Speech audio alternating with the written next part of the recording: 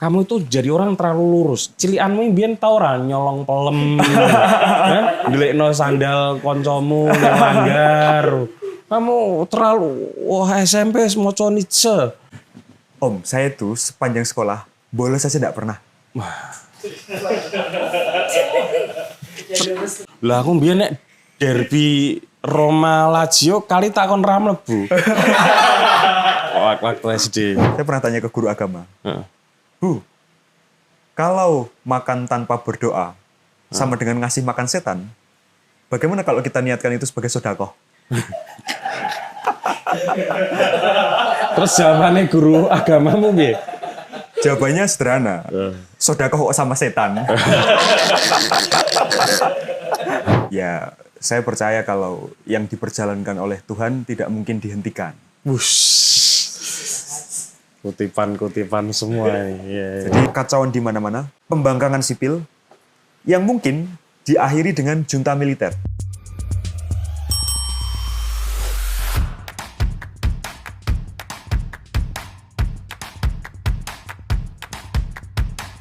Halo teman-teman, ketemu lagi dengan saya Putut EA, Kepala Suku Mojo. Pertama saya minta maaf karena kondisi kesehatan saya agak enggak fit ya. Dan sepertinya narasumber yang sudah saya tunggu-tunggu juga agak enggak fit. Bedanya kalau saya mungkin karena cuaca. Tapi kalau beliau karena cuaca politik. Insya Allah kita hanya masuk angin tubuhnya, bukan idealismenya. Wah, langsung masuk gitu. Iya, dengan Tio Ardianto ya, halo. Terima kasih. Loh. Boleh tepuk tangan. Tio, saya mau ngobrol yang lain dulu lah. Kita coba bisa nggak Tio nggak ngomong politik gitu. Ya. Kamu angkatan 2000? Saya 2021. 21. Jadi BEM UGM itu, ketua BEM UGM 2024. 25, Om. 25. Loh. Ini hampir selesai. Butuh waktu panjang ya untuk jadi ketua BEM ya. Ya. Tapi ini jarang loh anak filsafat bisa memenangi pertarungan BEM. Bisa nggak diceritakan gimana dulu strategimu memenangkan pemilihan BEM? Ya, saya percaya kalau yang diperjalankan oleh Tuhan tidak mungkin dihentikan. Kutipan-kutipan semua ini. Ya. Jadi memang ada kerja bersama yang sangat berenergi ketika hari-hari pemilihan mahasiswa. Dan rasanya memang kalau kita ingat waktu-waktu itu, wah, itu momentum paling filosofis seumur hidup saya, Om. Oh iya. Karena sebelumnya tidak pernah berada di dalam kompetisi politik yang segegap gempita itu. Sorry, dulu calonnya berapa? Ada 3. Oh, Ada 3. 1 dari filsafat. 2 dari filsafat, 1 dari visipol. Oh, kamu punya ini juga? Ada rekan rival dari... Ya, rekan yang... Dia nggak mau ngomong rival, rekan. Rekan yang diselamatkan dari lulus kuliah tidak tepat waktu, Om. Oh, oke. Makanya justru saya yang dijebak untuk lulus tidak tepat waktu, makanya saya yang terpilih. Terus pakai kampanye-kampanye gitu? Ya, kecil-kecilan, supaya orang tahu apa yang mau kita lakukan. Apa strategimu memenangkan suara anak-anak UGM? Ya, kita menyampaikan apa yang perlu disampaikan aja, Om. Misal, apa program prioritas atau apa gitu? Kita itu punya mimpi besar transformasi. Dan sebagaimana sebuah mimpi besar, terus terang ini tidak mudah. Kita baru nyicil dengan, ya mungkin sudah 60% lah. Yang kemudian akan dilanjutkan oleh periode berikutnya. Tapi transformasi yang kita usung itu sebenarnya adalah transformasikan negara mahasiswa. Negara mahasiswa. Saya yakin Om Putut sebagai bagian dari filsafat juga dahulu sudah akrab dengan dialektika antara apakah relevan dan ideal ada konsep lembaga yang beradaptasi dengan negara mahasiswa. Kan BEM itu mengadaptasi konsep itu. Iya. Ada BEM sebagai eksekutif, Ada ada presiden MPN gitu ya. sebagai Heeh. legislatif gitu. Nah, kita mimpi besarnya di awal adalah ingin mentransformasikan organisasi ini menjadi lebih relevan. Karena rasanya banyak sekali hal yang perlu dikritisi dari negara mahasiswa. Misalnya, apakah di kampus yang mestinya mengedepankan independensi, kita justru malah menyediakan ruang luar biasa besar bagi representasi. Saya membayangkan kalau kampus harusnya menjadi tempat di mana semua orang, mahasiswa maupun dosen, bisa berekspresi dan berpendapat atas dirinya sendiri. Dan tidak perlu ada lembaga tertentu yang mengatasnamakan seluruh mahasiswa. Nah, itu yang ingin kita transformasikan. Udah ketemu polanya, formulanya. Secara formula sebenarnya sudah, Oke. tetapi kan tentu ada tarik-menarik, ada penyesuaian terhadap aspek legal, aspek Oke. kampus gitu. Makanya per hari ini ya 60% sudah kita usahakan. Sisanya insya Allah April akhir atau Mei awal rekan-rekan akan bisa tahu apa organisasi yang merupakan hasil dari transformasi BEM itu. Tio berakhir kepengurusannya tahun berapa? Saya berakhir Maret tahun ini. Akhir Maret tahun ini. Berarti ini lagi ada persiapan juga ya? Nah, karena transformasi, kita tidak ada pemilu, Pak Butut. Oke. Jadi memang karena formulanya sudah dibentuk, bahwa kita ingin ke satu arah nih, yang belum bisa saya ceritakan sekarang. Oke, boleh. Kita pengen ke sini dan yang sedang dilakukan adalah persiapan untuk menuju ke sini. Tanpa pemilu raya? Sebelum ini jadi tanpa pemilu. Karena nanti akan ada pemilu atau tidak itu kan bergantung hasil dari transformasi yang akan kami deklarasikan di bulan April akhir atau Mei awal. Insya Allah. Tapi itu deklarasinya bukan berarti Tio akan menjabat sebagai ketua BEM seumur hidup kan? Cukup keraton saja yang punya sistem kerajaan. Oke. BEM tidak usah, Om. Iya. Ini ada di belakang juga ketua BEM dari UMK ya, Dek Niam ya. Wah, ini cocok ini Kudus Jogja ini. Oke. Saya sulit membayangkan nanti untuk sementara nggak ada pemilu ya, pemilu mahasiswa ya. Ya, pemilunya tidak ada, tetapi kerja-kerja pergerakan, kerja keorganisasian itu tetap berjalan insya Allah. Oke. Tetap berjalan. Nah, waktu mau berorganisasi dulu ya, ketika masuk kampus UGM, kenapa pilihannya aktif di BEM? Kenapa nggak di Persma, Mapala, kesenian, teater? Walaupun saya tahu background Anda itu juga berkesenian dan berteater ya. Aku nonton loh inimu, pentasmu. Yang mana, Om? Kamu baca puisi. Wisanggeni ya. Waktu kamu masih 17 tahun tuh. Saya aktif berkesenian ketika SMA. Puisi, teater, nanti kita akan masuk ke SMA-mu yang menarik itu. Oke. Gimana? Kenapa pilihannya, aspirasinya itu ada di BEM? Saya melihat hari ini itu kita punya negeri yang luar biasa rusak, Om. Dari segala aspek. Di banyak forum saya sering katakan bahwa siapapun yang tahu betul tentang Indonesia pasti akan putus asa. Karena tidak ada satupun bidang yang tidak ada masalahnya. Coba, apa bidang yang tidak ada masalahnya? Pendidikan, pertanian, pertahanan, apapun. Betul. Kesehatan, semua ada masalahnya. Padahal kita sudah merdeka 80 tahun lebih. Tetapi justru kita jauh dari tujuan nasional kita. Ini kan menunjukkan satu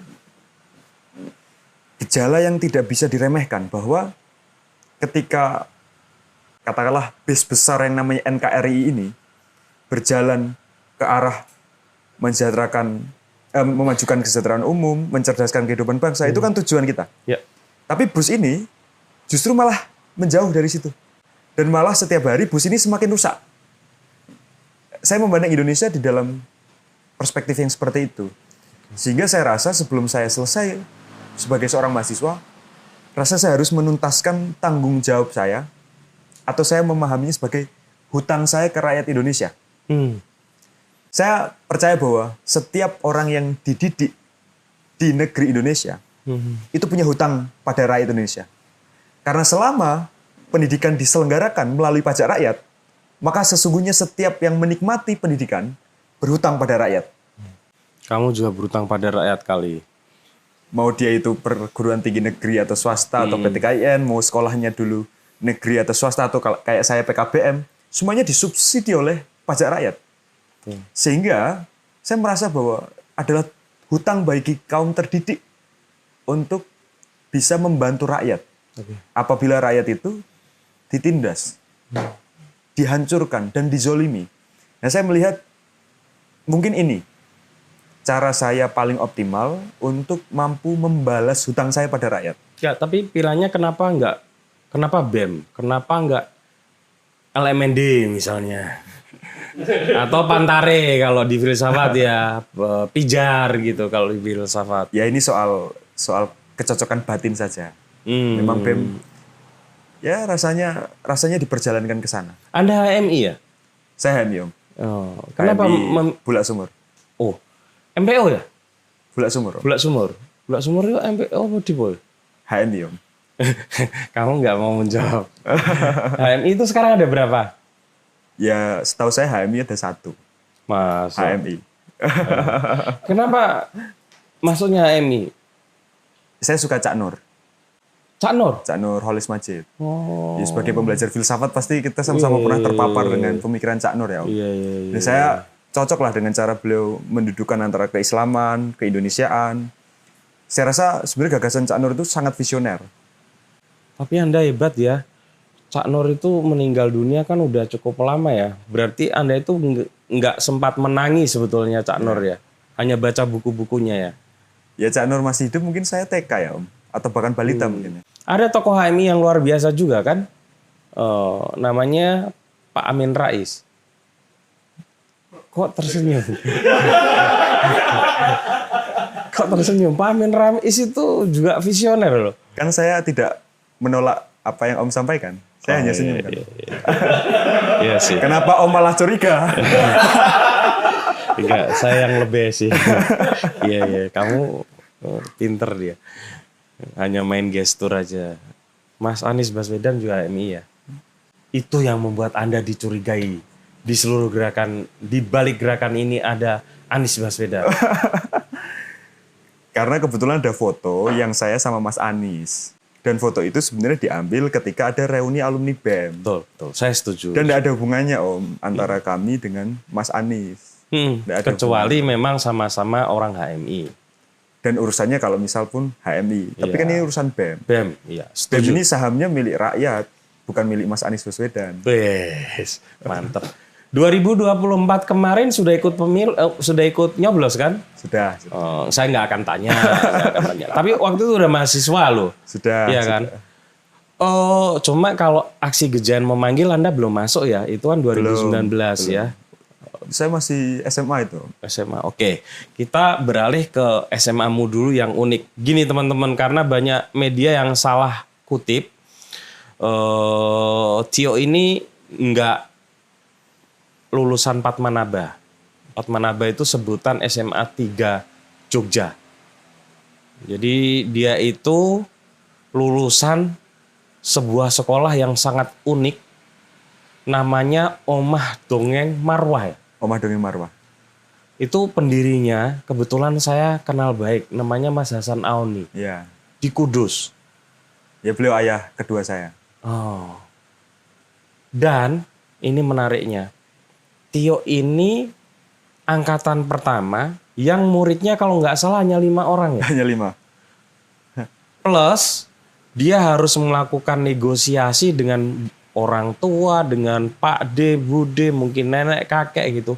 Agar diberi keputusan, dihargai keputusannya untuk masuk ke Omah Dongeng Marwah. Yeah. Padahal itu angkatan pertama. Sederhana Tio pertanyaan. Kita mulai dari sini nih. Menarik nih. Apa yang melatar belakangi kamu justru pengen mengawali bergabung di Omah Dongeng Marwah di angkatan pertama. Padahal kamu secara pendidikan kayaknya levelnya oke gitu. Ya, insya Allah kalau misal waktu SMP lulus kita mau ke SMA terbaik di Kudus, insya Allah bisa. Taruna Nusantara pun bisa lah kamu. Nah, cuma saya nggak suka digundulin. Oke. Ceritanya panjang Om, tapi saya coba capture ini secara agak ringkas. Jadi Omah Dongeng Marwah itu sebelumnya adalah sanggar. Sanggar belajar yang kami biasa datang itu sore hari, pasca sekolah SMP. Awalnya adalah sanggar belajar untuk kami belajar soal seni, soal mendongeng, teater, termasuk film. Bahkan kalau teman-teman mau nonton film saya waktu SMP, ada tuh film namanya Mata Jiwa. Di situ saya main jadi seorang anak Medan. Di YouTube ada ya? Ada di Mata YouTube. Jiwa ya? Mata Jiwa yang kami produksi di 2017 kalau tidak keliru. Nah mulanya Omah Dongeng Marwah ini adalah sebuah sanggar yang mempertemukan kami dengan orang-orang yang punya keselarasan frekuensi. Saya sebut misalnya kami sama-sama punya nalar kritis, kami sama-sama tidak puas terhadap sekolah yang kami jalani. Bukan sekolahnya tidak baik saya kira, tetapi memang ada paparan informasi, paparan pengetahuan yang berbeda dengan siswa pada umumnya. Saya itu waktu SMP sudah baca Gaya Filsafat Nietzsche, Om Putut, yang ditulis Romo Setiawibowo. Itu ya karena Pak Hasan ngejak saya ke launchingnya waktu di Kudus, saya dapat bukunya, saya baca. Tapi sebagai anak SMP, mana paham kita apa yang ditulis Romo Setio. Tapi beberapa menginspirasi saya. Soal keberanian melawan moral, keberanian melawan moral dalam Nietzsche itu bukan melawan moralitas ya, tapi melawan moral yang itu adalah cara untuk kekuasaan untuk mengendalikan kita. Iya, hegemoni. Banyak hal yang menginspirasi saya dan itu mengantarkan saya pada bacaan-bacaan yang lain. Ada ya Ki Ageng Surya Mentaram, bukunya Mas Aftonul Afif. Matahari dari Mataram. Itu mulai saya pelajari waktu SMP. Dan persentuhan itu memang membuat saya punya cara berpikir yang berbeda secara organik ya, secara natural. Termasuk kalau nemeni Bapak ketemu sama rekan-rekannya yang dulu aktivis, kita jadi dengar cerita-cerita heroik, cerita-cerita yang jadi orang yang ngelawan itu keren juga. Dan karena waktu itu skup saya adalah SMP, maka yang saya lawan adalah apa yang saya alami. Tentu bukan guru atau institusinya, tetapi sistem pendidikan. Yang waktu itu, kami juga beberapa kali nulis puisi soal sistem pendidikan. Misalnya, bukankah kita ini Garuda? Tapi di sekolah, kita bebek yang harus manut penggembala. Itu Tio waktu SMP punya berpikiran seperti itu. Termasuk, bukankah ijazah itu sesuatu yang gampang sekali dibakar? Tetapi pengalaman dan kualitas pikiran seseorang tidak mampu dihancurkan. Ya meskipun ijazah bisa dibakar, ijazah itu penting juga Om. Iya, daripada nanti ditanya asli atau enggak ya kan. Nah, kesadaran itu membuat saya dengan rekan-rekan yang juga punya pikiran yang mirip untuk memutuskan tidak sekolah formal lagi. Awalnya tuh kami tidak mau sekolah formal, bukan mau sekolah paket C. Karena merasa bahwa kayaknya nggak sekolah, Gak apa-apa deh.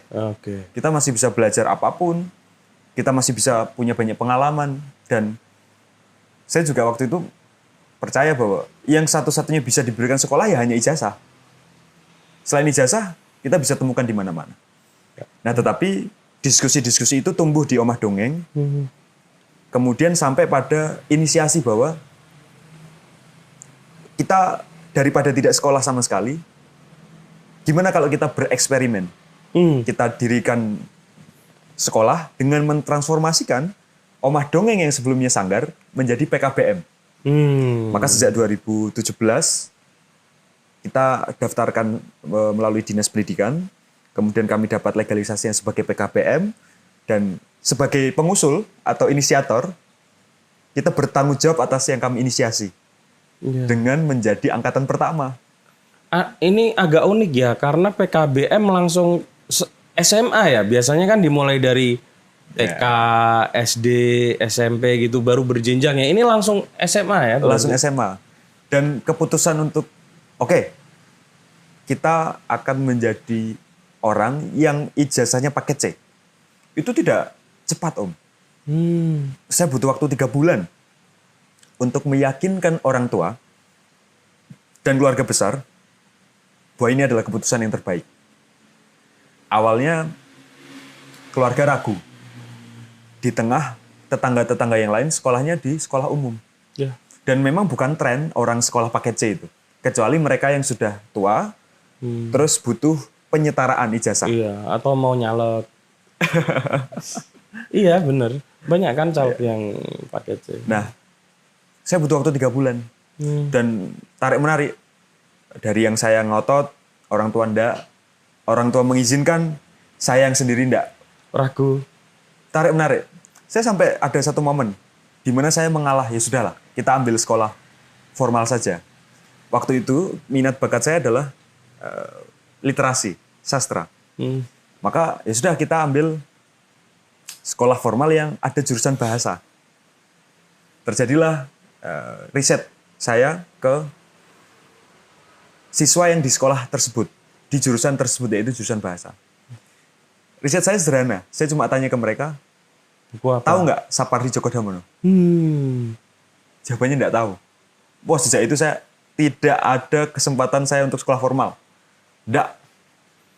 Harus sekolah PKBM Memadungi Marwah. Dan memang agak spiritual, Om. Gimana tuh? Pada akhirnya kami sekeluarga, ya sudah, coba kita istiqoroh. Ya, kebetulan kita meskipun orang biasa, tapi ya agak-agak nyantri lah. Iya. Dan setelah istiqoroh, selama 3 hari berturut-turut, memang diperjalankannya ke sana, ke Omah Dongeng. Maka keputusan itu kami ambil dengan segala risikonya. Termasuk dicibir oleh tetangga, dianggap menyia-nyiakan nilai UN waktu itu. Karena mestinya UN bisa. Bagus padahal ya? Ya, untuk masuk SMA 1 Kudus bisa lah. Bisa. Insya Allah bisa. Waktu itu kan belum ada ukuran paling penting tuh. Belum ada zonasi, Om. Ya justru menurut saya itu kebanggaan keluarga dan saya secara pribadi, Om. Bahwa keputusan untuk masuk sekolah non formal itu bukan karena kita nggak bisa sekolah formal. Ini keputusan ideologis bahwa kita ingin meninggalkan sekolah formal yang membuat orang tidak menjadi pintar tapi menjadi patuh.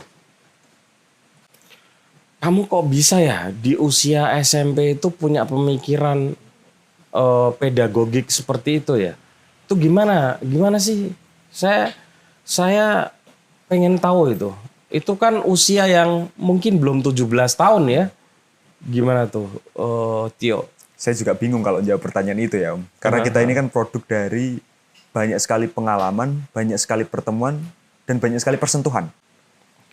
Tetapi kalau yang saya ambil dari orang tua adalah orang tua itu memberikan kepercayaan yang luar biasa kepada saya sejak kecil untuk melakukan eksplorasi diri sehingga tidak pernah ada satu kali momen pun saya itu punya rasa takut untuk mencoba.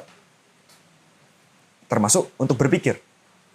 Jadi sejak kecil kita punya keleluasaan di dalam mengeksplorasi diri. Itu saya kira modal utama kami jadi bisa berani untuk membuka ruang-ruang yang mungkin anak-anak lain tidak berani. Oke. Pertama itu soal kepercayaan. Yang kedua itu waktu saya punya usia emas sebelum usia 5 tahun, termasuk sampai TK bahkan, orang tua itu selalu mendongengi saya, Om, sebelum saya tidur. Kalau pas orang tua nggak punya dongeng, dinyanyikan tembang-tembang Jawa. Lir Ilir, Padang Bulan, ya kadang sholawatan juga. Sehingga hampir setiap saya mau menjelang tidur, yang saya ingat tidak lain dan tidak bukan adalah tembang-tembang itu. Dongeng-dongeng itu. Dongeng-dongengnya biasanya apa, Tio? Ibu atau ayah kadang menceritakan soal kisah Wali Songo, kisah nabi-nabi yang aksesibel. Dan sebenarnya sangat sederhana, tetapi momentum itu rasanya jadi luar biasa. Karena berada di momen-momen krusial pertumbuhan kembang otak saya. Betul. Nah, itu yang kedua. Yang ketiga, saya punya kesadaran cangkok. Cangkok. Gimana tuh? Saya menyadari bahwa sebagai anak dari orang tua yang bukan siapa-siapa, tidak punya keistimewaan secara ekonomi, intelektual maupun politik, saya selalu merasa wajib untuk mencangkok diri saya dari orang lain. Jadi saya percaya bahwa Om Putut, orang-orang yang senior daripada saya, itu kan ibarat pohon yang sudah jadi. Pada pertemuan ini, persentuhan ini, selalu saya akan ngambil sesuatu dari Om Putut. Sadar atau tidak Om Putut, saya ambil itu, saya ambil itu sebagai cangkok untuk diri saya. Dan setiap ketemu senior, itu yang selalu jadi kesadaran saya sejak SMP. Ya alhamdulillah, ayah kedua saya, Pak Hasan, membuat saya jadi punya kesempatan untuk ketemu orang-orang yang mungkin untuk usia saya susah untuk ketemu orang-orang itu. Sebuah kemewahan lah ya. Ketemu orang-orang top ya. Iya. Oke. Nah, selama 3 tahun itu kan butuh satu proses yang karena sebelumnya nggak ada. Yeah. Itu kan trial and error tuh. Nah, itu apa saja tuh yang mengganggu dan mesti dihadapi, termasuk mungkin kebosanan dan lain-lain. Gimana tuh? Kebosanan itu faktor yang luar biasa struggle, Om. Karena bayangkan satu sekolah yang isinya itu 5 orang anak. Iya. Yang 5 orang anak ini 3 tahun sebelumnya ketika SMP itu udah bareng-bareng bikin film, bikin teater, bikin buku. Jadi luar biasa bosan sebenarnya menghadapi orang yang sama. Nggak ada kisah percintaan orang, mereka sahabat saya semua. Jadi memang fokus pada berkarya. Tetapi selama 3 tahun itu trial error-nya tidak terasa. Karena mekanisme atau sistem yang diberlakukan itu berangkat dari diri kita masing-masing, Om. Jadi yang harus diketahui adalah setiap orang, anak yang mau masuk ke Omah Dongeng Marwah, itu harus tes bakat minat dulu. Melalui tes psikologi. Dari situlah seluruh kurikulum akan disesuaikan. Sehingga kita nggak harus bisa seluruh materi matematika atau sosiologi atau fisika. Tergantung hasil dari tes psikologi kita itu mengarahkan kita pada kecenderungan apa. Saya sejak awal ketika tes psikologi memang punya kecenderungan paling besar adalah pada kecerdasan literasi. Kecerdasan di dalam mengolah bahasa. Sehingga seluruh kurikulum yang ada ya diarahkan ke sana. Saya tidak bisa matematika. Tetapi untuk matematika ya secukupnya selama bisa mengerjakan ujiannya nanti. Tapi fokus pada bagaimana oleh fasilitator saya dipersentuhkan oleh ya buku-buku tokoh-tokoh di dalam dunia sastra. Nah, itu makin hari makin kesini ya maksud saya. Makin banyak muridnya nggak Omah Dongeng Marwah? Omah Dongeng itu sayang tidak pernah promosi. Jadi memang tidak didesain sebagai sekolah yang banyak muridnya. Karena menurut kami sekolah yang banyak muridnya itu tidak akan fokus di dalam mengelola tumbuh kembang anak. Oh, menarik. Jadi kami tahu keterbatasan kami di dalam menumbuhkan anak. Oleh karena itu dari saya yang waktu itu 5 sampai sekarang ya sekitar 18-20 kalau tidak keliru. Perangkatan? Satu sekolah. Berarti kelas 1, 2, 3 gitu? Dari SMP sampai SMA. Terus yang menentukan naik kelas enggaknya gimana, Dok? Ujian. Kita ada ujian yang memang oleh dinas itu wajib dilakukan. Oh, ada ujiannya? Ada. Bisa? Bisa. Oh. Oke. Lanjut ya. Kemudian kalau nggak salah Anda terus ikut daftar di 2 universitas ya, UGM sama UI ya. Iya kan? Bisa diceritakan yang UI apa? UI filsafat juga. Filsafat juga. Oh, pengen diajar Rocky Gerung. Atau Dian Sastro. Itu titik krusial, Om. Selama 3 tahun menjadi anak Omah Dongeng, ketika mau masuk kuliah lah, saya menyesal. Karena harus tes ya. Tapi penyesalan ini akhirnya ya, semua orang tahu bahwa saya hari ini anak UGM gitu ya. Cuma saya akan ceritakan. Jadi pada akhir 2020, bulan Desember, kami itu dikumpulkan oleh kepala sekolah, Pak Edi Supratno. Dan masing-masing dari kami, 5 anak itu ditanya, setelah lulus ini mau kemana? Ada yang kuliah, ada yang bekerja. Saya termasuk yang unknown waktu itu. Nggak tahu. Oh, ada yang mau kerja langsung? Ada yang mau kerja. Oh. Tetapi unknown-nya saya itu sebenarnya sederhana. Sebagai anak yang lahir dari keluarga sederhana, saya merasa kuliah itu menyeramkan. Pasti akan mahal, pasti akan keluar biaya tinggi. Dan rasanya kalau saya hitung-hitung, wah susah ini.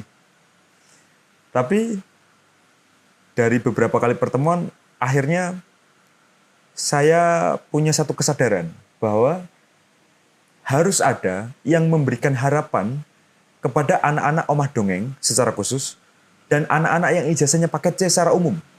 Bahwa meskipun kalian ijazahnya paket C, kalian bisa kuliah di kampus beken. Iya, iya. Karena itu hanya 2 kampus yang saya kejar. UI sama UGM. ITB tidak karena saya bukan anak yang suka teknik. Iya, iya, iya. ITB sama UI sama UGM. Dan dua-duanya filsafat. Karena memang sejak SMP sudah terpapar filsafat.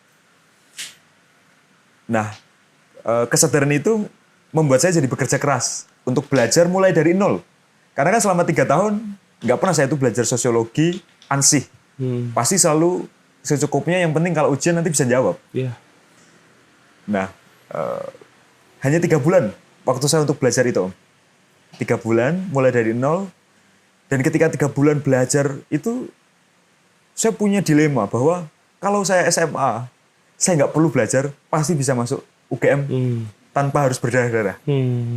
Kenapa ini aku harus masuk omah dongeng ini?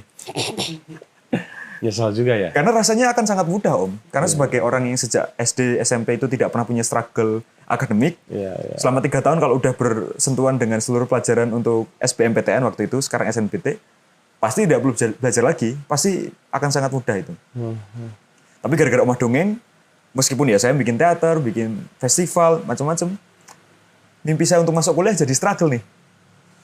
Maka 3 bulan itu saya, meskipun ada dilema moralnya, saya tetap bekerja keras, belajar habis-habisan, dan ya lakukan segala cara. Gimana caranya supaya masuk UGM atau UI. UGM saya daftar yang SNBT, UI yang ujian SIMAK. Om Putut tahu ujian SIMAK ya? Enggak. Itu ujian mandirinya UI, namanya ujian SIMAK. Kenapa namanya SIMAK? Karena soalnya hanya bisa disimak. Maksudnya disimak ya? Saking sulitnya, Om. Oh.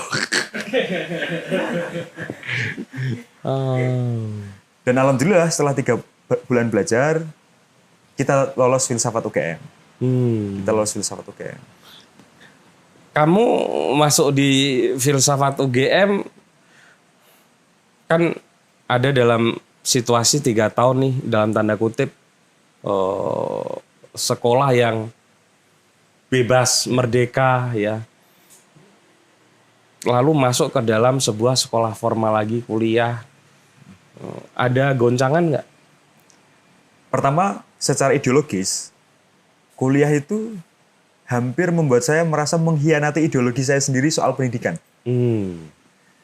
Karena beberapa obrolan waktu itu dengan orang-orang, bukankah saya sudah merdeka? Kenapa saya memenjarakan diri lagi di kampus? Betul. Tapi saya akhirnya bisa menjawab bahwa dahulu kemerdekaan saya itu terletak pada di mana saya kuliah, pada di mana saya belajar. Tapi sekarang kemerdekaan sudah terletak di batin saya. Sehingga mau saya sekolah formal, kuliah, apapun, insya Allah saya akan tetap menjadi pribadi yang merdeka. Itu yang pertama.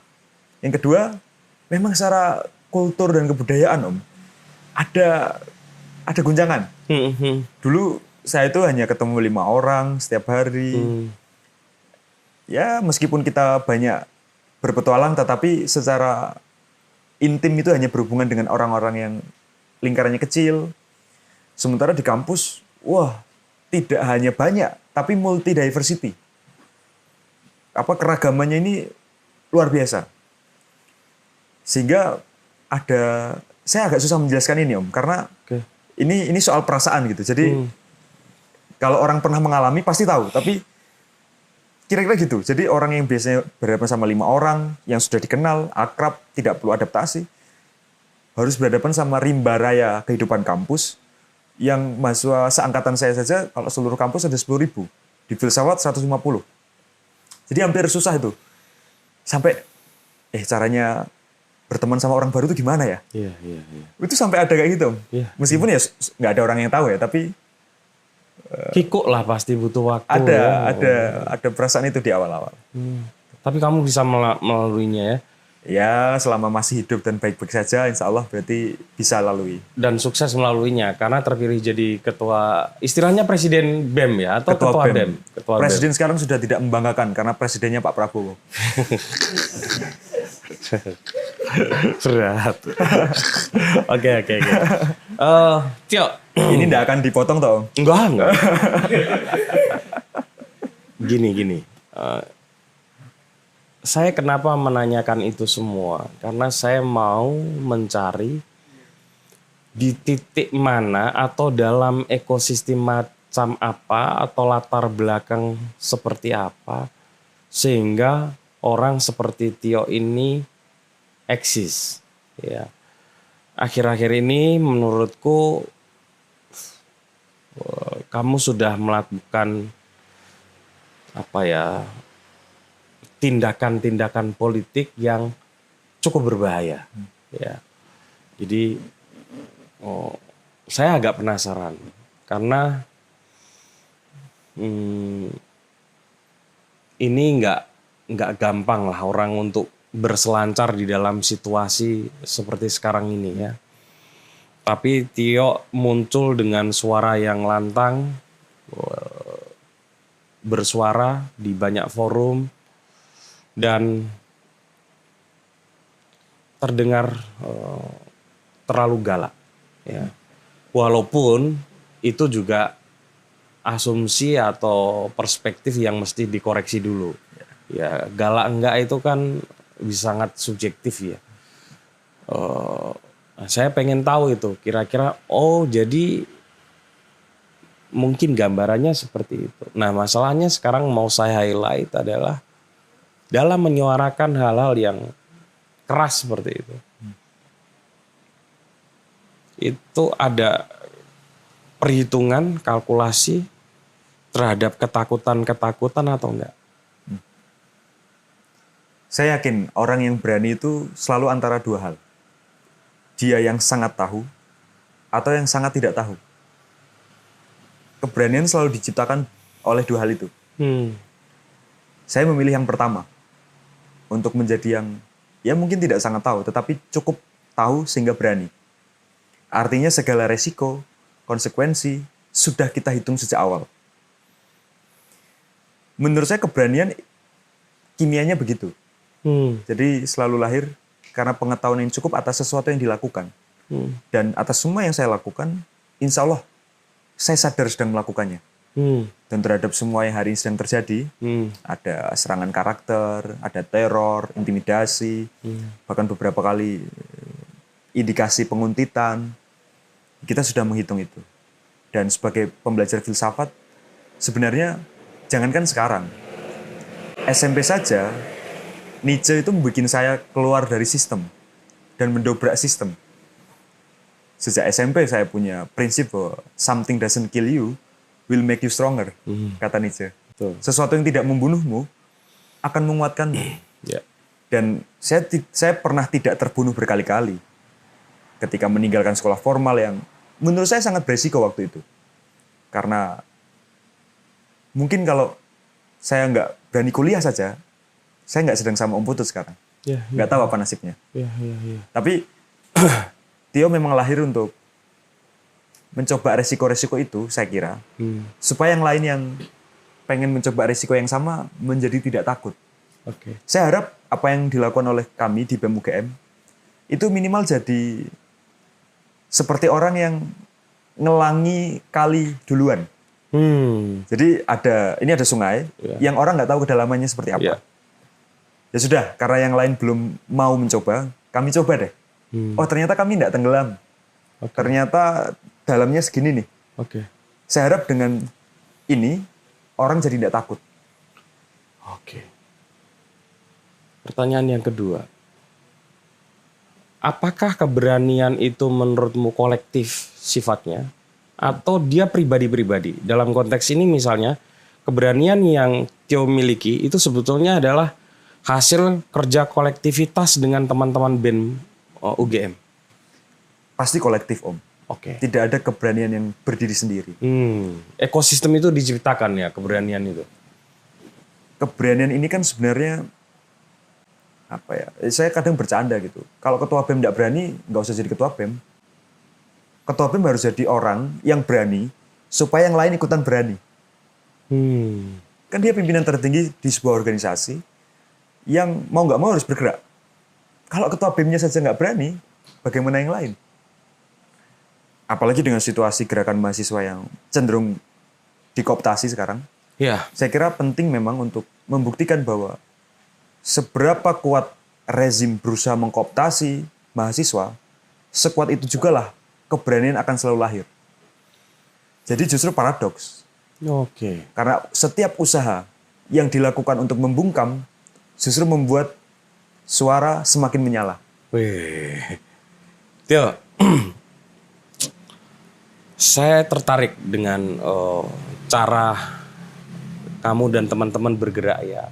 Tadi itu memang ya walaupun nggak tahu persis ya, tapi para jurnalis sedikit banyak tahulah bahwa ada kooptasi yang dilakukan oleh pihak-pihak tertentu agar suara mahasiswa itu tidak keluar gitu ya. Oke, tapi di sisi yang lain saya tertarik dengan cara Tio dan kawan-kawan ini satu yang memaklumatkan bahwa gerakan mahasiswa itu sudah seharusnya tidak mengatasnamakan mahasiswa, tapi sebagai gerakan rakyat. Saya mau tanya, bener nggak itu? Saya tuh bersama teman-teman menyadari bahwa ada fragmentasi gerakan yang luar biasa. Sejak mungkin kalau kita mau runut secara kronologis dan historis, kita bisa hitung sejak gerakan kemerdekaan. Oke. Gerakan kemerdekaan itu gerakan rakyat. Tidak ada elit, tidak ada mahasiswa, tidak ada kaum terpelajar, karena semua rakyat bergerak. Pasca kemerdekaan, mulai ke menumbangan Soekarno misalnya, itu mulai tuh gerakan yang awalnya gerakan rakyat menjadi gerakan sebagian rakyat. Kecenderungannya adalah kepada rakyat terdidik. Menjempit lagi, terfragmentasi lagi. Gerakan rakyat yang terdidik ini di zaman Pak Harto menyempit lagi ke gerakan rakyat terdidik yang di kampus, yaitu mahasiswa. Menyempit lagi, misalnya di zaman Gus Dur, gerakan rakyat yang terdidik di kampus yang itu mahasiswa, tetapi ikut organisasi.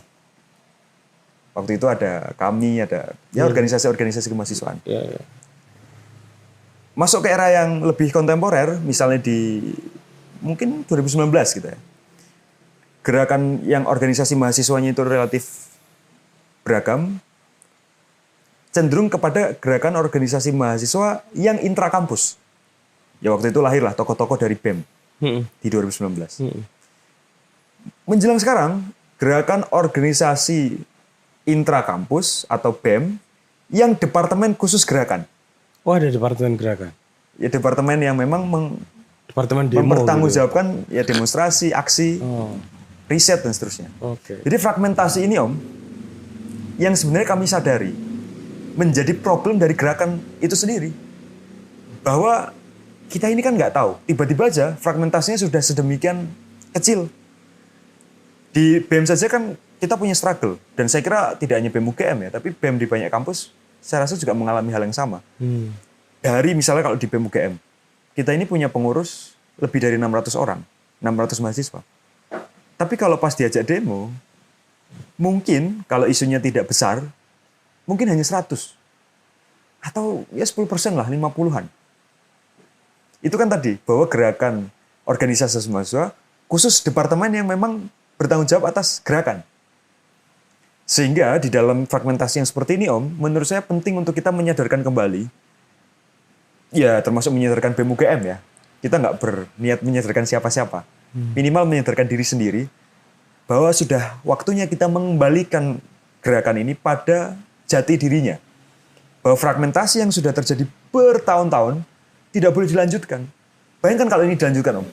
Setelah gerakan organisasi mahasiswa yang khusus departemen itu ngurusi gerakan, mungkin hanya ketuanya aja nanti. Nah ini kita nggak ingin terjadi, sehingga dan animo untuk mengembalikan gerakan mahasiswa menjadi gerakan rakyat itu sebenarnya tidak hanya BEM UGM ya. Saya kira banyak elemen juga menyuarakan hal yang sama. Karena memang fragmentasi itu terjadi dan rasanya terjadi secara struktural. Oke. Saya juga tertarik tuh, misalnya pernyataanmu tentang ketika terjadi kasus di Pati. Ya. Saya agak terharu ya, karena dengan tulus Anda bilang bahwa kami ke Pati itu belajar. Gitu ya. Ini saya kira satu hal yang berbeda nih, cara melihat pola gerakan ini gitu ya. Karena satu, tadi Anda sudah bilang bahwa fragmentasi ini harus dilepaskan gitu ya. Yang kedua, untuk bahkan melihat satu momentum politik tertentu, Anda pakai istilah kami belajar dari masyarakat Pati. Apa yang menyadari itu? Ayo kita coba merenung. Dibandingkan seluruh gerakan mahasiswa yang pernah terjadi katakanlah 10 tahun terakhir, mana yang lebih berhasil dibanding gerakan rakyat Pati? Saya silakan dikoreksi kalau salah, tetapi menurut saya tidak ada gerakan yang lebih berhasil, paling tidak selama 10 tahun terakhir, selain gerakan rakyat Pati. Setelah beberapa bulan, mulai bulan Agustus mereka bergerak, bupatinya sudah masuk ke KPK sekarang. Betul. Sorry, kalau boleh kamu kasih poin-poinnya. Apa yang penting atau resume apa yang perlu dipelajari dari gerakan masyarakat Pati? Ya, kami belajar di dua momentum yang secara langsung hadir di sana. Pertama ketika 13 Agustus, aksi Pati yang waktu itu rame, Pak Sudewo muncul lalu dilempari dengan air. Yang kedua kemarin ketika dua aktivisnya dikriminalisasi, tapi alhamdulillah akhirnya bebas. Di dua momentum itu kami belajar bahwa rakyat itu sebenarnya lebih paham persoalannya ketimbang mahasiswa. Rakyat itu lebih tahu apa yang dia anggap sebagai masalah ketimbang mahasiswa. Dan atas apa yang dia ketahui pada masalah yang dialami, mereka berbicara dengan bahasanya sendiri. Di Pati itu kan tidak ada. Saya kira mungkin dokumen kajian akademik yang sedaki-daki yang mungkin pernah dibuat oleh mahasiswa. Tetapi efektif ketimbang yang mungkin dibuat oleh mahasiswa yang kadang berakhir di postingan Instagram. Dan belum tentu ada yang baca. Ini autokritik. Iya. Dan pertama bahkan itu, orang mungkin lupa kali, sebetulnya Agustus itu berapa sih angkanya? Yang demo Agustus itu kan ada berapa? 16 tuntutannya. oh kalau yang ya. Kamu tahu Gal? 17 plus 8. Iya. 17 plus 8 tuntutan rakyat. Tapi yakin aku. Kamu hafal? Kamu hafal kali? Oh, nggak usah lah. Ya, itu kan agak susah dihafal ya. Iya. Iya. Nah bayangkan 17 plus 8 yang di situ influencer sudah gabung, ketua-ketua BEM sudah gabung. Sampai sekarang saya tidak ada kelanjutannya. Saya tidak sedang mendelegitimasi gerakan 17 plus 8 ya. Iya. Tetapi bahwa adalah fakta objektif. Dibandingkan Pati 17 plus 8 tidak lebih berhasil. Yuk, kita memasuki satu fase yang sangat penting ya. Saya jujur aja sadar ya bahwa setiap generasi itu punya cara, pola, dan jagat batin serta sistem mereka sendiri secara sosial. Misalnya saya mulai dari Gejayan Memanggil. Gejayan Memanggil itu kalau nggak salah nama itu juga berbarengan dengan aksi reformasi di korupsi ya. Itu Tio masih SMA kan. Terus kemudian Garuda Biru ya. Terus Ya itu lumayan lah sempat membatalkan PPN meskipun PPN-nya udah diambil duluan kan. Iya betul. Sama Garuda Hitam ya. Indonesia Gelap. Indonesia Gelap betul. Memang betul sih ada satu yang dapat dicapai, tapi saya heran memang begitu mudahnya mengonsolidasikan anak-anak muda zaman sekarang dalam waktu yang sangat singkat dan luar biasa. Lalu sampai seluruh penjuru negeri itu seakan-akan muncul semua gitu.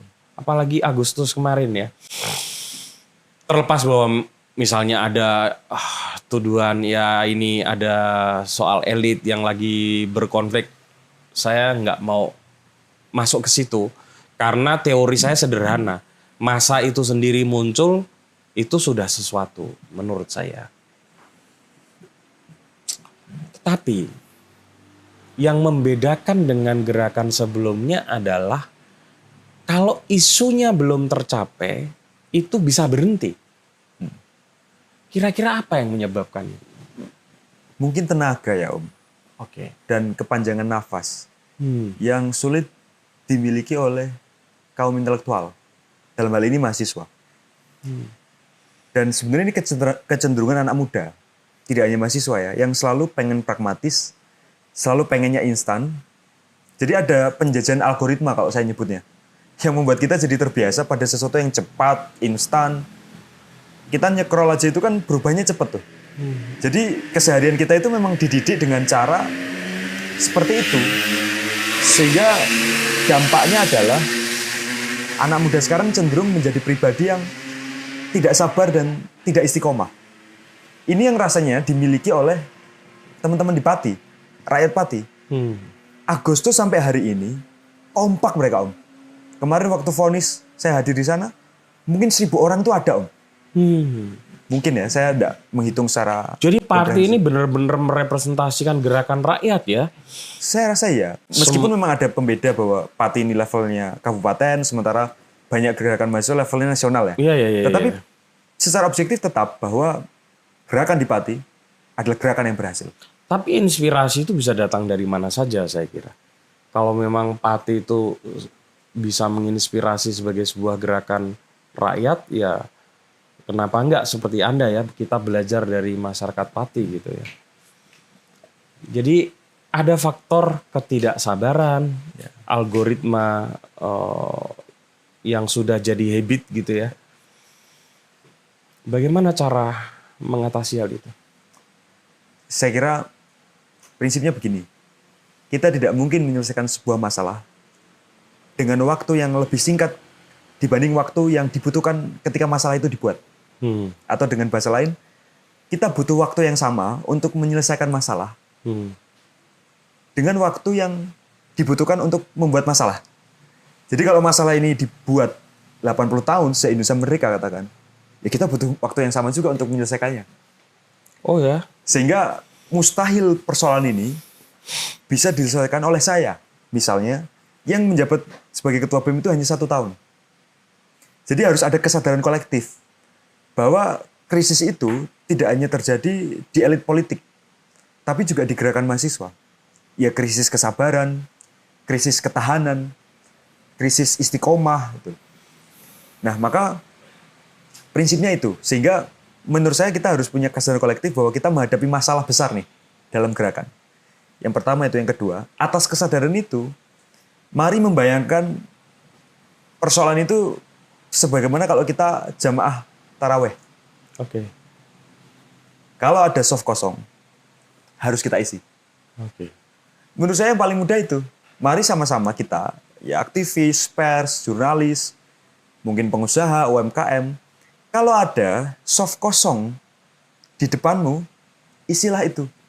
Kalau ada masalah di depanmu, yang dirimu rasa dirimu bisa solve the problem, selesaikan. Ya BEM UGM tentu dengan keterbatasannya, seluruh yang dilakukan selama ini nggak istimewa. Kami itu hanya ngisi soft yang kosong. Iya. Ya meskipun yang lain kadang lebih suka geser orang di soft tertentu untuk bisa masuk ke soft itu. Atau kalau imamnya kelamaan, kenapa nggak ditinggal aja gitu ya? Oke. Tio, kita mendekati babak akhir ya. Sebentar lagi kamu sudah selesai di BEM UGM. Sebentar lagi mungkin juga akan lulus. Kamu mau melanjutkan tahap kehidupanmu itu Sebagai apa? Sampai 1 tahun ke depan, rasanya tidak mungkin saya akan meninggalkan gerakan. Karena kita punya bacaan-bacaan yang agak berbahaya. Dan butuh kerelaan. Butuh kewaspadaan. Untuk bersiaga pada segala kemungkinan yang mungkin terjadi. Oke. Kalau boleh tahu dipaparkan. Konkretnya begini. Ya. Kalau gerakan dimandatkan hanya kepada mereka yang menjabat, tahun ini mungkin akan jadi tahun di mana Indonesia hancur. Karena tahun ini, sebagai rakyat sipil, rasanya kita semua harus bersiaga. Dalam 2 bulan pertama di 2026 saja, defisit APBN kita hampir 200 triliun. Itu kalau kita pakai angka yang sama untuk 12 bulan ke depan, maka defisit kita itu 1.200 triliun. Tentu kita nggak bisa pakai cara berhitung seperti itu ya. Tapi kita bisa bayangkan bahwa kalau dalam 2 bulan saja sudah 200 triliun, sementara menurut undang-undang defisit itu maksimal 3% atau 600 triliun, tinggal 400 triliun nih. Sisa kita punya kesempatan untuk defisit. Kenapa 3%? Karena kalau lebih dari 3%, maka keadaan ini akan mengarah pada krisis. Saya juga sedih, Pak Purbaya sekarang kelihatannya sudah lesu. Iya, kuyu ya. Kuyu dan kurus. Kurus, iya. Itu tanda yang tidak baik-baik saja. Kamu memperhatikan itu juga ya? Semua orang memperhatikan. Iya. Kayaknya dia itu mau ngambil porsi uang MBG agak nggak berani. Nah, kalau kita lihat APBN kita tahun ini, memang tidak jelas prioritasnya. Selain menyenangkan hati presiden. Pokoknya presiden pengen apa, ya itu yang dilakukan.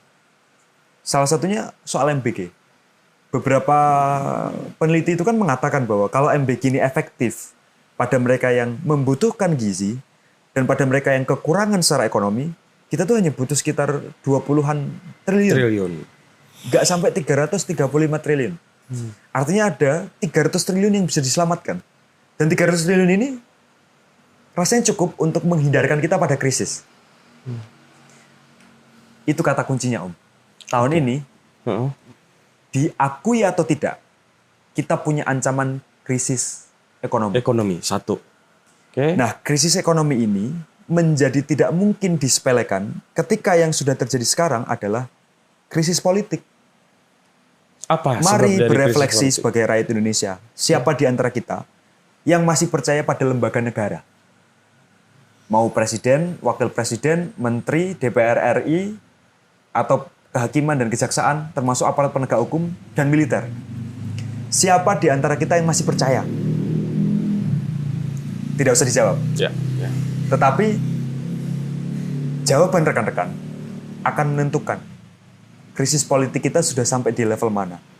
Saya pribadi sudah di level yang tidak percaya bahwa lembaga-lembaga negara yang ada itu mampu menyelesaikan persoalan rakyat. Ketika mereka lebih sibuk hari ini mendiskusikan siapa cawapres Prabowo di 2009. Tuh. MBG sudah 28.000 lebih yang keracunan. Tapi kepala BKN justru dapat tanda jasa kehormatan. Polisi berkali-kali lakukan kriminalisasi, represi, bahkan ketika Agustus kemarin 13 orang terbunuh, lebih dari 700 aktivis ditetapkan sebagai tersangka, justru malah mendapatkan hadiah dari Presiden lebih dari 1.000 SPPG. Dengan cara menciptakan kebijakan publik yang seperti ini, menurut saya Kabinet Merah Putih pun Senayan, termasuk MK yang meloloskan Gibran sebagai cawapres, tidak bisa diharapkan. Semoga saya sendirian. Maksudnya sendirinya? Yang merasakan ketidakpercayaan ini. Oh, ini penghalusan bahasa. Semoga hanya saya. Iya. Kalau yang lain mau ikutan ya silakan. Tapi krisis politik yang sudah terjadi, kalau dibarengi dengan krisis ekonomi, ini akan jadi emergence dari terjadinya perubahan mendasar. Entah mau ke arah yang lebih baik atau lebih buruk. Ada dua potensi ya berarti ya? Ada dua potensi. Dan menurut hemat saya, kalau ini tidak dipersiapkan, maka kita akan mengalami bahaya yang lebih besar dari yang pernah dialami selama 80 tahun kita merdeka. 98 ketika krisis ekonomi, kita tuh masih bisa hutang IMF. Betul. Sekarang kita nggak punya harapan untuk berhutang sama luar negeri, karena toh dari 9.000 lebih utang kita, itu kan 70% adalah utang dalam negeri Iya. melalui surat berharga negara. Dan 98 itu sebetulnya krisisnya di Asia Tenggara ya. Jadi banyak negara yang nggak krisis sebetulnya. Ketika krisis ekonomi yang terjadi nanti barangkali kita tidak punya jalan keluar, menurut saya gelap. Kita bisa saja, kami mencatat ada 3 kemungkinan. Silakan. Pertama adalah disintegrasi bangsa. Rekan-rekan atau teman-teman di beberapa pulau atau provinsi akan memerdekakan diri karena merasa bahwa pemerintahan pusat tidak bisa diharapkan lagi secara politik maupun secara ekonomi. Yang kedua, kekacauan di mana-mana, pembangkangan sipil yang mungkin diakhiri dengan junta militer. Jadi karena keadaan masyarakat kacau, maka militer ambil alih. Ya. Terserah mau pro kontra terhadap junta militer, tapi objektifnya itu yang mungkin terjadi. Dan itu separah-parahnya keadaan tuh. Dan itu sudah pernah terjadi di Indonesia ketika 6566. Betul. Yang ketiga, ya negara ini mungkin akan dikelola oleh negara lain. Nah ini yang menarik. Negara ini kemungkinan akan dikelola oleh negara lain. Bisa diperjelas, Tio? Mari kita lihat ke depan. Mari kita lihat ke depan. Jadi ini semacam negara boneka ya? Ya kita lihat saja dengan bagaimana Pak Presiden kita mengangkangi konstitusi demi masuk BOP. Barangkali itu jebakan dari negara-negara di luar sana untuk suatu saat mengambil alih Indonesia. Oke. Terakhir, mari kita berpikir agak optimistis. Agak sulit ini. Agak susah ya. Apa yang bisa segera menyelamatkan situasi ini agar tidak mengarah ke 3 hal itu tadi? Yang menurutku nggak ada pilihan yang menarik itu. Kalau Presiden Prabowo mau lakukan sesuatu yang cukup revolusioner di dalam rangka mencegah krisis, yang mungkin akan dipercepat oleh keadaan geopolitik, efektifkan APBN. Kalau perlu, hentikan MBG untuk sementara. Sampai masa krisis ini berhasil dilewati. Karena MBG itu 335 triliun. Atau paling tidak, efektifkan MBG. Kalau tidak mau menghentikan. Ya, 20-25 triliun cukup gitu ya. Kita akan punya APBN 300 triliun. Yang bisa diputar di banyak tempat. Yang kedua, ini mungkin agak pro kontra. Tetapi efektifkan belanja alutsista. Kalau tidak keliru itu kan APBN kita untuk pertahanan itu 500 triliun. Itu uang yang luar biasa besar. Dan ya Indonesia, kita tidak tahu apakah uang itu minim korupsi atau tidak. Apalagi di dalam pertahanan, uang itu kan tidak bisa diaudit. Jadi harus diefisiensikan. Yang kedua itu. Yang ketiga, perbanyak transfer dari pusat ke daerah. Kenapa Pati bisa terjadi? Karena Bupati Sudewo tidak punya banyak APBD untuk mengelola kabupatennya. Kenapa tidak punya banyak? Karena transfer pusat ke daerah menurun. Betul. Apalagi Pak Bupati Sudewo tidak bisa mengembalikan modal politik kalau duitnya pas-pasan. Iya. Sehingga apa yang dilakukan? Menaikkan pajak. Dan ini terjadi di banyak tempat, kenaikan pajak ini. Kenaikan pajak ini akan membuat tidak stabilnya ekonomi di level daerah. Betul. Sehingga bagaimana cara uang supaya berputar di daerah? Transfer dari pusat ke daerah harus diperbanyak. Terus selanjutnya, uang untuk kementerian dan lembaga juga harus dirampingkan dengan merampingkan kelembagaannya. Hari ini tuh kan orang yang ada di kabinet lebih dari 100 orang, lebih dari 100 penjabat. Dan semua berarti punya kop surat baru, punya surat yang harus cetak lebih banyak, termasuk fasilitas protokolernya, yang juga tidak murah. Itu harus dirampingkan. Nah, kalau perampingan ini dilakukan, sebenarnya mungkin kita akan bisa lebih baik dan tidak sampai pada krisis. Karena saya rasa kita nggak bisa mengandalkan investor hari ini. Mana negara di dunia yang hari ini ekonominya stabil? Betul. Amerika saja ekonominya gonjang-ganjing. Sampai dia harus menjajah Venezuela, harus jajah Iran. Amerika saja. Apalagi yang lain. Makanya tidak ada cara lain selain merampingkan yang ada di dalam. Merampingkan apa yang bisa dikendalikan. Nah kalau ini bisa dilakukan, saya rasa Pak Prabowo akan menutup jalan bagi kehancuran. Tidak hanya kehancuran Indonesia, tapi kehancuran Presiden Prabowo itself. Oke. Tio, makasih banyak. Saya pikir mungkin para elit politik perlu menyimak ungkapan dan usulan Tio ya, yang sangat rasional, terstruktur ya, basis argumennya kuat. Dan saya kira banyak pengamat politik dan ekonomi juga akan mengamini hal itu. Terakhir, Tio, kamu itu jadi orang terlalu lurus. Cilianmu biyen tau ora nyolong pelem. Ndelikno sandal koncomu yang langgar. Kamu terlalu SMP maca Nietzsche.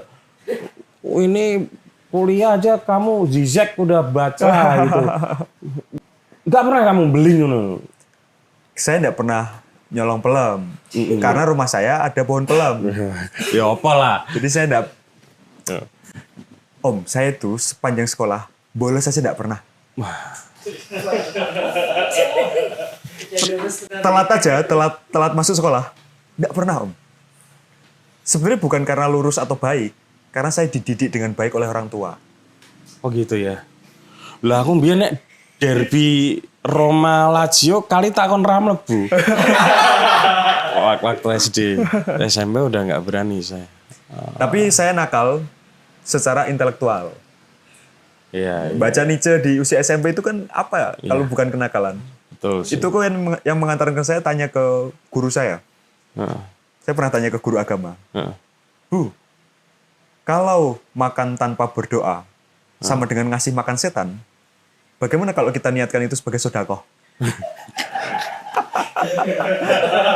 Terus jawabannya guru agamamu piye? Jawabannya sederhana. Sedekah kok sama setan.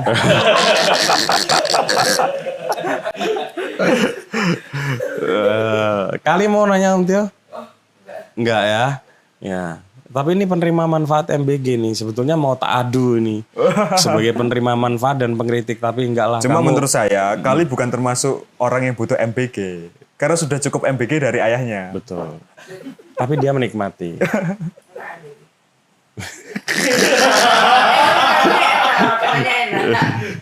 Mungkin karena takut ya Om. Penerima manfaatnya Kali. Jadi MBG-nya dibuat enak.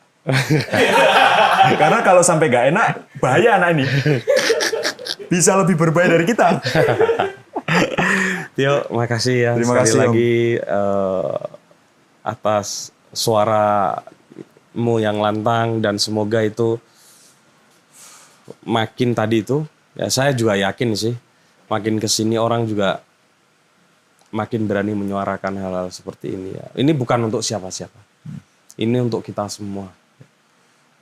Jangan sampai negeri ini itu punya persoalan yang buruk dalam situasi dunia yang sedang buruk. Dan punya pertaruhan yang besar yang akan sulit diselesaikan. Itu yang paling mengerikan dan kita semua harus waspada seperti yang kamu bilang tadi itu.